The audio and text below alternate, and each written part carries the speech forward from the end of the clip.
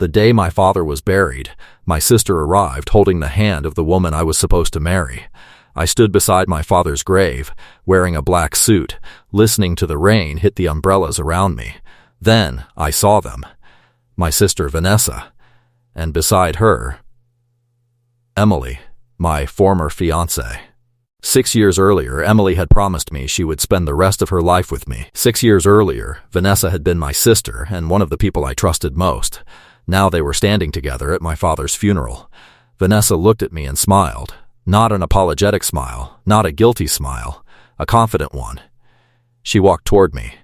"Daniel," she said softly, "it's been a long time." I looked at her. 6 years. She nodded. "I know." Emily stood behind her, avoiding my eyes. Then Vanessa said something I'll never forget. Some things were just meant to happen. I almost laughed. My father had just been buried, and my sister was talking to me about destiny. Before I could answer, someone touched my shoulder. I turned around. A man I'd never seen before was standing behind me. He wore a dark gray suit and carried a leather folder. "Daniel Carter?" "Yes. My name is Michael Harris. I was your father's attorney." I stared at him. "My father's attorney?" He nodded. "Your father left specific instructions." He glanced toward Vanessa and Emily, then back at me. "You're not supposed to open this until you're completely alone." He handed me a sealed envelope. My name was written across it in my father's handwriting.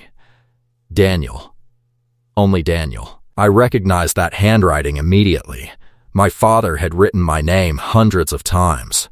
On birthday cards, on work documents, on envelopes, but seeing it that morning made my chest hurt. "What is this?" I asked. Michael shook his head. "I don't know everything that's inside." Then he leaned closer. "But your father told me something very clearly."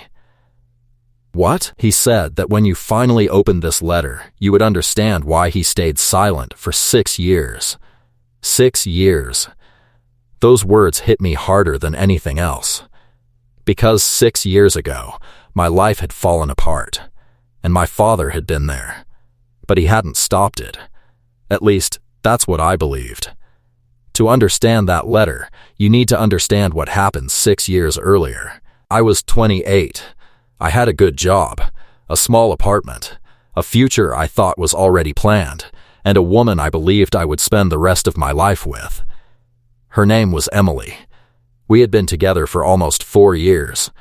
She knew everything about me, my childhood, my fears, my relationship with my father, my relationship with Vanessa. She even knew that my father had once given me advice that I never forgot. Family is the one investment you should never regret. I believed him. I believed in Emily. And I believed in Vanessa. That was my mistake. Vanessa was 3 years older than me. Growing up, she was always the favorite. My mother praised everything she did. Her clothes, her friends, her career, even her mistakes. If Vanessa failed, everyone made excuses. If I failed, everyone asked why I hadn't worked harder. My father was different. He wasn't very emotional. He rarely hugged us. He didn't say I love you very often, but he showed up. When my car broke down, he came. When I lost my first job, he helped me find another. When I moved into my apartment, he spent an entire weekend helping me build furniture. He was the kind of father who showed love through actions. Then Emily entered my life. My father liked her immediately. One evening, after meeting her for dinner, he said, "She listens when you talk." I laughed. "That's your standard? For marriage?" He looked at me seriously. "That's a very good standard." I proposed to Emily on a cold December evening. We were standing outside the restaurant where we'd had our first date. She cried. I cried. We hugged. And I called my father before I'd even called my mother. He answered on the second ring. "You're late," he said. "Late for what?" "Calling me." I laughed. Then I told him. She said yes. There was silence on the other end. Then my father said, "Take care of her." "I will." "And Daniel?" "Yeah?" "Make sure she chooses you when life becomes difficult." At the time, I thought it was strange advice. I understand it now. 3 months before our wedding, Emily started changing. Small things at first. She became distant. She stopped talking about the wedding. She spent more time with Vanessa. They had always gotten along. But suddenly, they were inseparable. Shopping together. Going to restaurants together. Taking weekend trips. I didn't think much of it. Then Emily started hiding her phone. If I entered the room, she would turn the screen down. If I asked who she was talking to, she'd say, "Nobody important." I trusted her. That sentence still embarrasses me. I trusted her. One night, I asked her directly, "Is something wrong?" She looked at me. "No, you're sure? Daniel, you're overthinking." Then she kissed my forehead. I wanted to believe her, so I did. A week later, I found out the truth. I was at Vanessa's apartment. She had asked me to drop off some documents. I walked inside without knocking because she had told me to. I heard voices from the balcony. Emily's voice, then Vanessa's. I stopped. I wasn't trying to listen. But then I heard my name. "Daniel doesn't know." My heart stopped. Vanessa answered, "He'll find out eventually." Emily whispered, "I feel terrible." Vanessa laughed, "You'll get over it." I walked toward the balcony, and there they were, Emily sitting beside my sister. Their hands were touching, too close, far too close. Emily looked at me. Her face went completely white. Vanessa stood up. "Daniel, how long?" Neither answered. I asked again, "How long?" Emily started crying. "Daniel, I'm sorry." I looked at Vanessa. "How long?" She finally said it. "Almost 6 months. 6 months. 6 months of lies. 6 months of planning a wedding while my fiancé was secretly seeing my sister." I looked at Emily. "Do you love her?" She cried harder. Then Vanessa answered for her. Yes, that one word destroyed something inside me. I left. I didn't scream. I didn't hit anyone. I didn't even cry. I drove home and sat in my car for almost an hour. My father called. I didn't answer. He called again. I still didn't answer. Finally, I drove to his house. He opened the door. He looked at my face and immediately knew something was wrong. "What happened?" I said, "Emily is with Vanessa." He went completely still. For several seconds, he said nothing. Then he asked, "Are you sure?" "Yes." My father sat down. I expected anger. I expected him to defend me. Instead, he said something that I didn't understand. "Don't make a decision tonight." I stared at him. "That's all you have to say?" "Daniel, she's been cheating on me with my sister." "I know." I froze. "What?" My father looked away. "I know." "You knew?" He didn't answer. "How long?" He closed his eyes. "Long enough." That was the moment I felt betrayed by everyone. My fiancé had betrayed me. My sister had betrayed me. And now my father had admitted that he knew. What kind of father knows his daughter is destroying his son's life and says nothing? My father looked at me. "I was trying to protect you." "From what?" He didn't answer. I left that night. The next morning, I called off the wedding. 2 months later, Emily and Vanessa announced their relationship publicly. My mother supported them. She told me, sometimes people can't control who they fall in love with. I couldn't believe she said it. My sister moved in with Emily. Then they got married. I wasn't invited. My father didn't attend. At least, that's what I was told. I left town. I moved 3 hours away. I changed my phone number. I stopped talking to my family. For 6 years, I believed my father had chosen silence over me. I believed he had accepted what Vanessa and Emily had done. I believed I was completely alone. But I was wrong. Because while I was driving away from my hometown with 2 bags in the trunk, my father was standing in his driveway watching me leave. And he wasn't angry. He wasn't disappointed. He was holding a folder with my name on it. I didn't know it then. But inside that folder was the first piece of a secret my father had spent 6 years protecting. And 6 years later, when he died, that secret would finally come looking for me. The years I thought my father abandoned me 6 years ago, I drove away from my hometown believing I had lost everything. My fiancé had betrayed me. My sister had chosen her over me. My mother had defended them. And my father had known about it. That was the part I couldn't forgive. I drove for nearly 4 hours that night. I didn't have a destination. I only knew I couldn't stay. Eventually, I pulled into a small town 3 hours away and rented the cheapest apartment I could find. It had 1 bedroom, an old couch, a broken lamp, and a kitchen so small that 2 people couldn't stand in it comfortably. But it was mine. For the first few weeks, I barely spoke to anyone. I went to work. I came home. I ate alone. I slept. Then I did it all over again. People at work thought I was quiet. They didn't know I was trying to rebuild myself. I didn't want revenge. At least, that's what I told myself. I just wanted to forget. But forgetting isn't as easy as leaving. Every time my phone rang, I expected it to be my father. Every time someone mentioned weddings, I remembered Emily. Every time I saw 2 sisters laughing together, I thought about Vanessa, so I buried myself in work. My father had taught me accounting when I was 17. He used to say, "Numbers don't care about your feelings, Daniel. They only tell you what actually happened." I didn't understand why he said that so often. Years later, I would. I started working for a small distribution company. It wasn't glamorous, but I was good at numbers. Very good. I found mistakes other employees missed. I noticed patterns. I caught fraudulent invoices. I learned how businesses actually worked.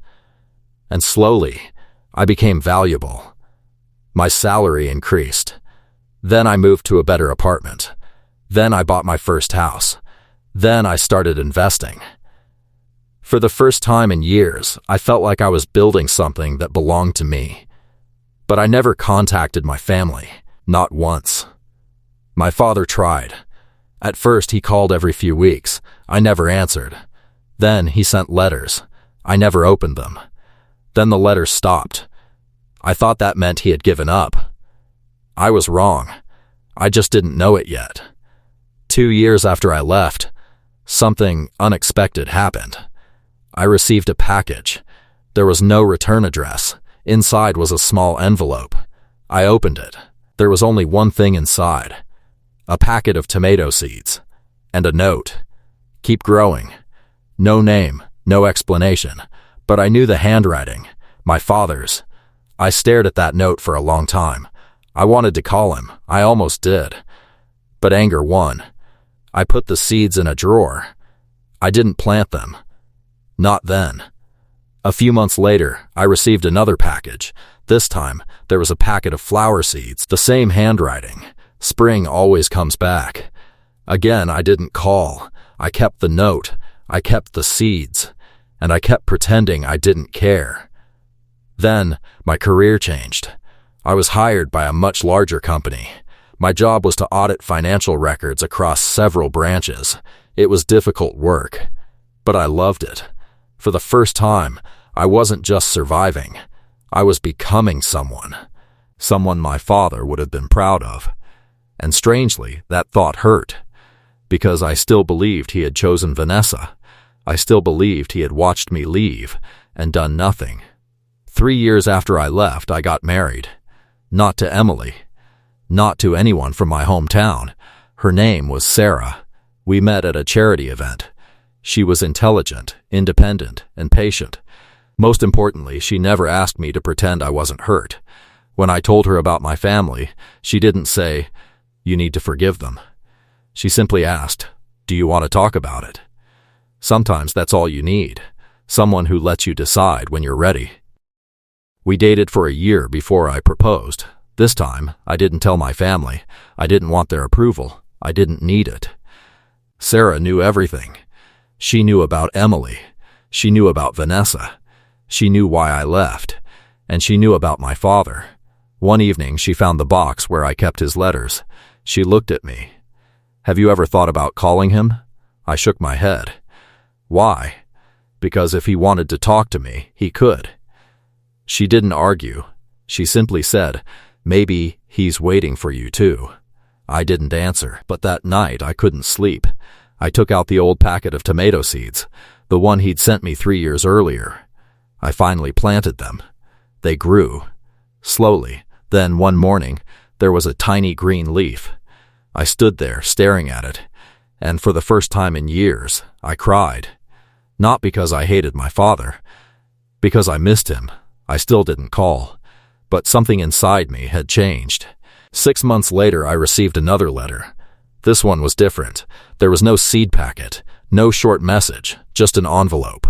Inside was a single sentence. "I'm proud of you, Daniel." I read it over and over. Then I finally picked up the phone. I dialed his number. It rang. Once, twice, 3 times. Then someone answered. "Hello?" It was my father. I couldn't speak. Neither could he. For several seconds there was only silence. Then he said, "Daniel?" "Yeah." His voice broke. "Is that really you?" I closed my eyes. "Yeah, Dad."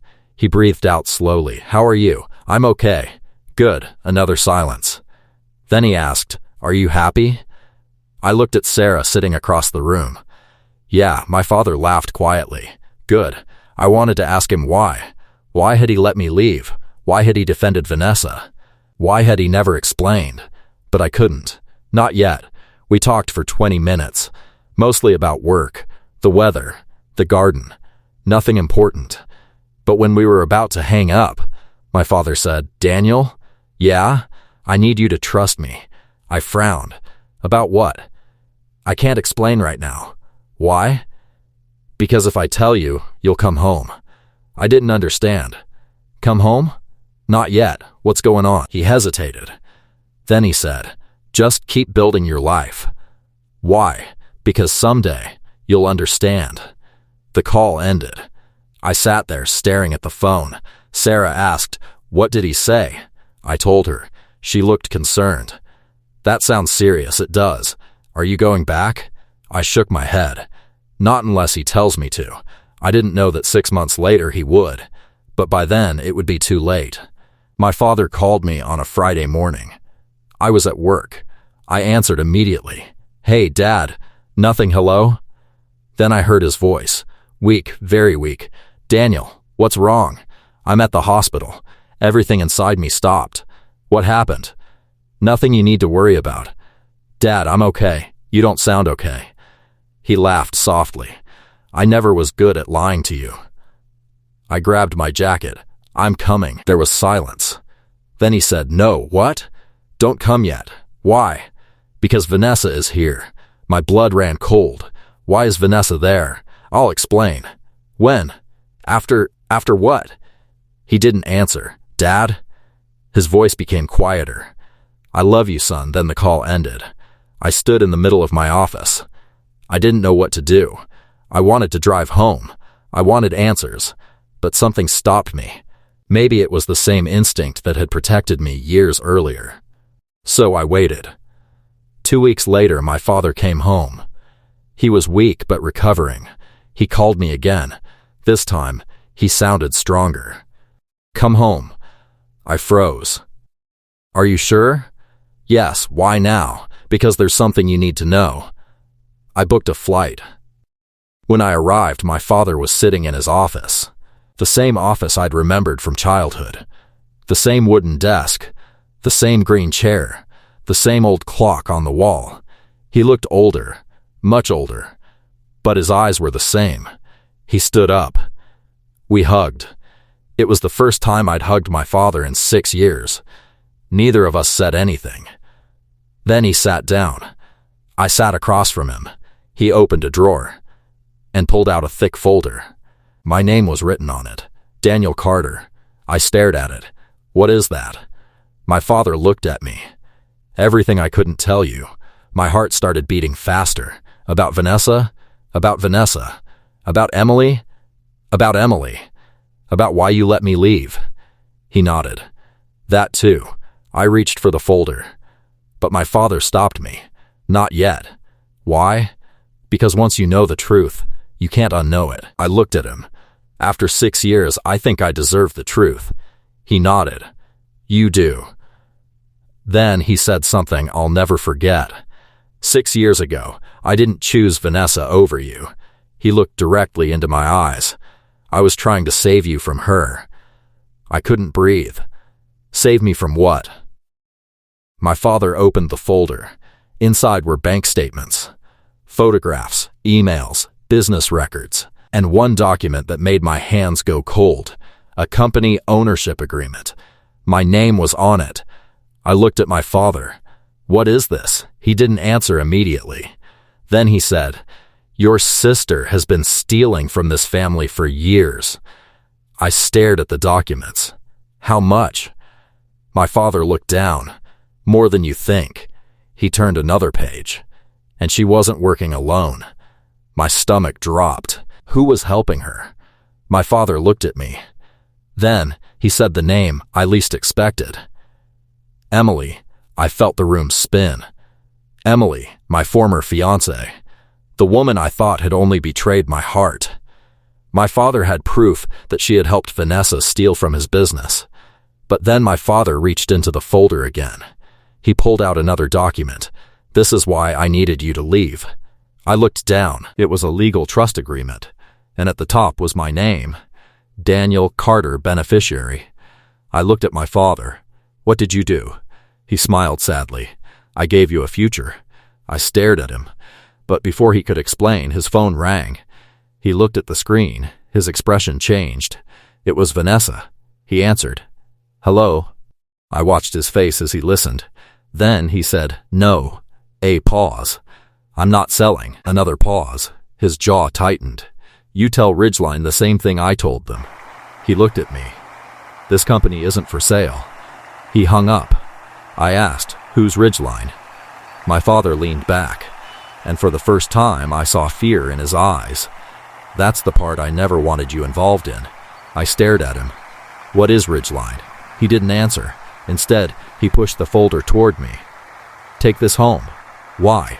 "Because tomorrow, I'm going to tell you everything." He paused.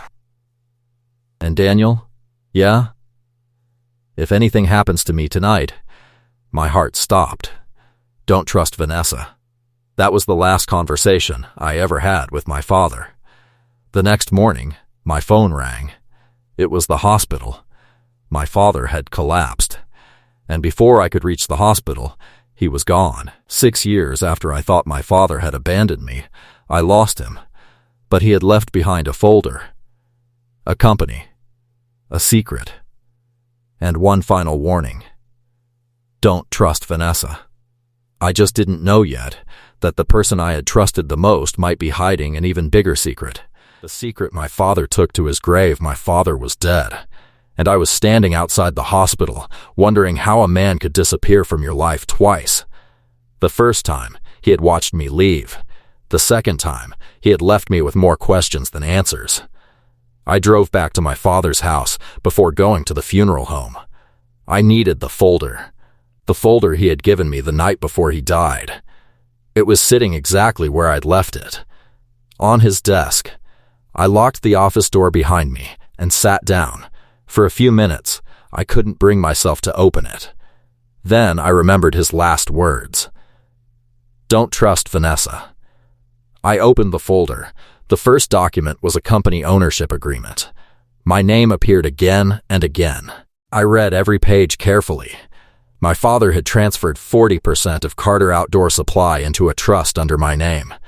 The agreement had been created 6 years earlier. The exact month I left home. I stared at the date. My father had prepared this before I even knew I was leaving. Why? I continued reading. The trust wasn't simply about money. It was designed to protect the company from being sold without my approval. Then I found another document. A purchase offer from a company called Ridgeline Development. They wanted to buy the land where my father's business stood. The offer was worth millions. But my father had refused. Then I found Vanessa's name. She had signed several documents connected to the proposed sale. My hands became cold. She had been trying to sell my father's company behind his back. But why? I turned another page. There were bank statements, hundreds of transactions, small payments, large payments, transfers between accounts, and one account appeared again and again. A private account under Vanessa's name. I calculated the total, nearly $2 million. I sat back. For years, I'd thought Vanessa had stolen my fiancé because she wanted what I had. Now I realized she had been taking much more than that.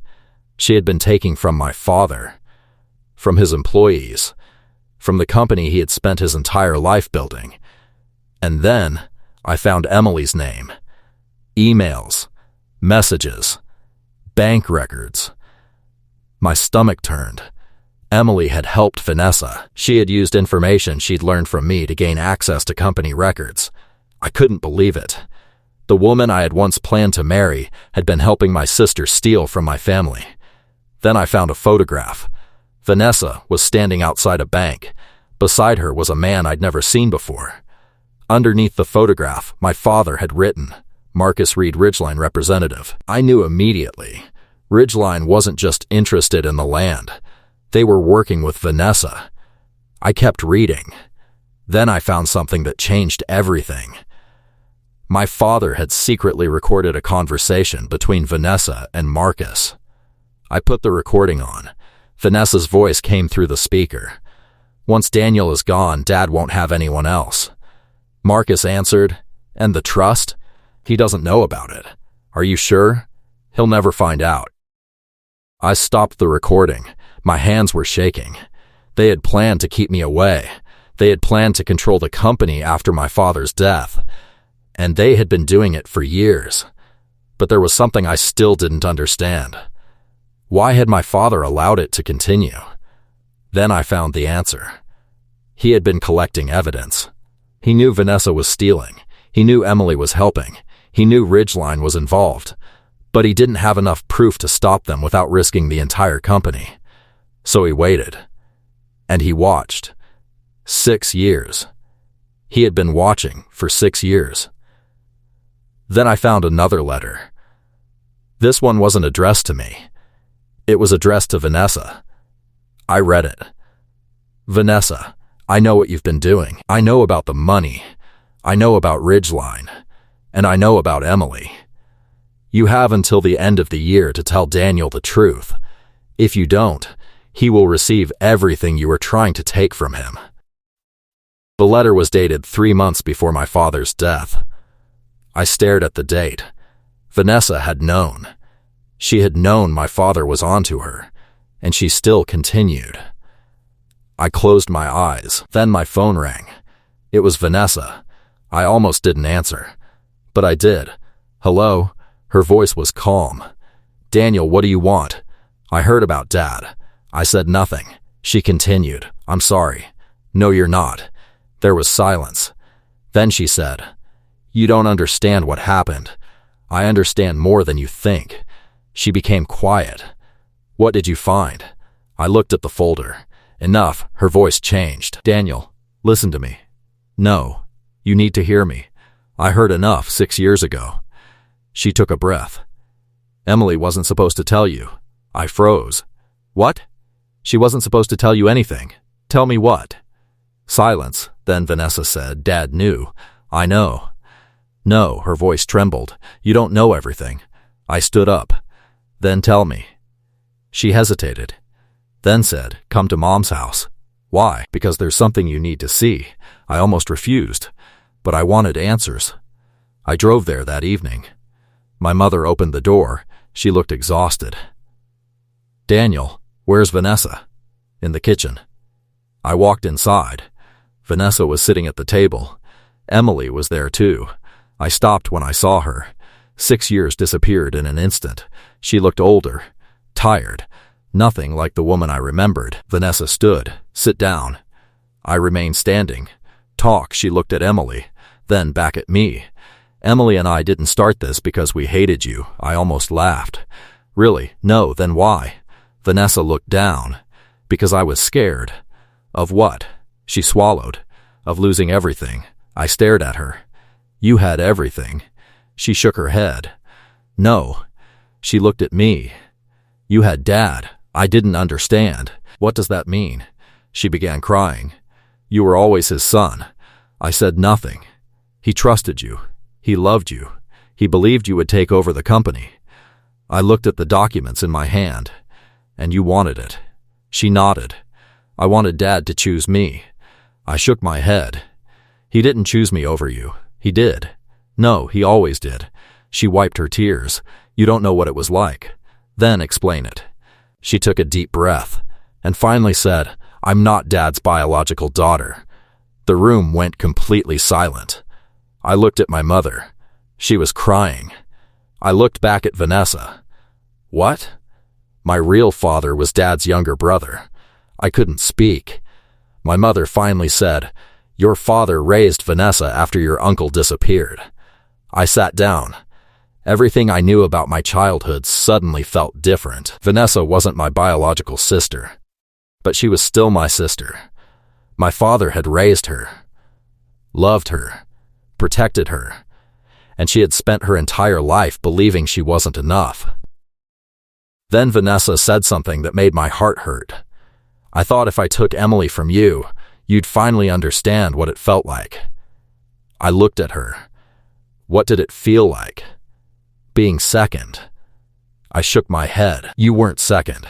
She laughed bitterly. That's what Dad wanted you to believe. My mother interrupted. Vanessa, enough. No, Mom, Vanessa stood. Daniel deserves the truth. She looked directly at me. Dad didn't leave the company to you because you're his biological son. I frowned. Then why? Because he trusted you. I looked down. That sentence hurt more than I expected. Vanessa continued. He told me 6 years ago that he was giving you part of the company. When? The night you left. I looked at her. You knew? She nodded. I knew. Then why didn't you tell me? Because I thought I'd still have a chance. A chance to do what? To fix everything. I stared at her. You had 6 years. She lowered her head. I know. Emily finally spoke. Daniel, I turned toward her. I'm sorry. I didn't answer. She continued. Vanessa told me she was going to fix everything. I laughed quietly. And you believed her? I was scared. You weren't scared when you betrayed me. She started crying. No. Then, why? She looked at me. Because I thought you would forgive me. That sentence stayed in the room. I looked at her for a long time. Then I said, You were wrong. She nodded. I know. My mother stood. Daniel, your father loved all of you. I looked at her. Then why did he let me believe he hated me? She didn't answer. I continued. Why didn't he tell me the truth? My mother finally said, Because he thought protecting you meant keeping you away. I shook my head. He was wrong. Yes, that was the first time my mother admitted it. Then I heard a knock at the door. Everyone turned. It was Michael, my father's attorney. He walked inside carrying another folder. I believe you're ready. I looked at him. Ready for what? He placed the folder on the table. Your father's final instructions. I opened it. There was a legal agreement. At the top were the words, Carter Outdoor Employee Trust. Michael explained. Your father didn't want the company to belong to one person. I read the document. He had transferred shares to the employees, the people who had worked beside him for decades. Manny, the warehouse manager, the drivers, the office staff. Everyone. My father had built a future for them. And I understood why. He didn't want Vanessa to control the company. He didn't want me to control it either. He wanted the people who built it to have a voice. Then I found one final page. It was handwritten. My father's handwriting. Daniel, if you're reading this, don't destroy your sister. She is responsible for what she did. Let the law decide what happens next. You don't need revenge. You need peace. I stopped reading. My father had known me too well. He knew exactly what I would want to do, and he was asking me not to become the person my pain wanted me to become. I looked at Vanessa. She was crying. I'll cooperate, she whispered. With what? The investigation. Emily nodded. I will too. I looked at both of them. For 6 years, I had dreamed about this moment. the moment they would finally understand what they had done. But standing there, I didn't feel victorious. I just felt tired. I picked up the folder. Then tell the truth. Vanessa nodded. I will. I walked toward the door. Before I left, my mother called my name. Daniel, I turned. I'm sorry. I looked at her. She was crying, and for the first time, I believed her. But forgiveness would take time. Outside, I stood on the porch and looked at my father's house. The place where I'd grown up, the place I'd left 6 years earlier believing my family had chosen someone else over me.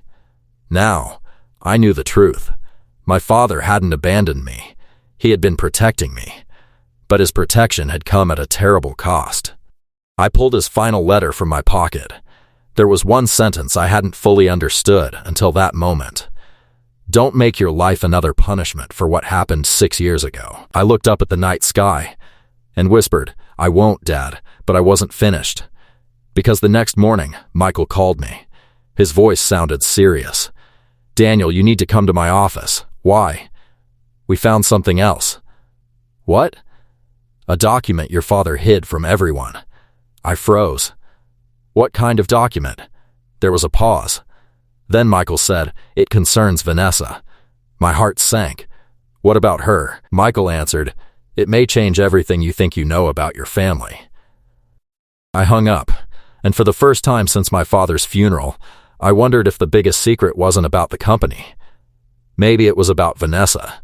Maybe it was about my father. Or maybe it was about me. If this story touched your heart, share your thoughts in the comments below. Your support helps us bring more powerful and emotional stories to life. Don't forget to like, subscribe, and turn on notifications so you never miss a new story from Hidden Power Family. Thank you for being part of our journey.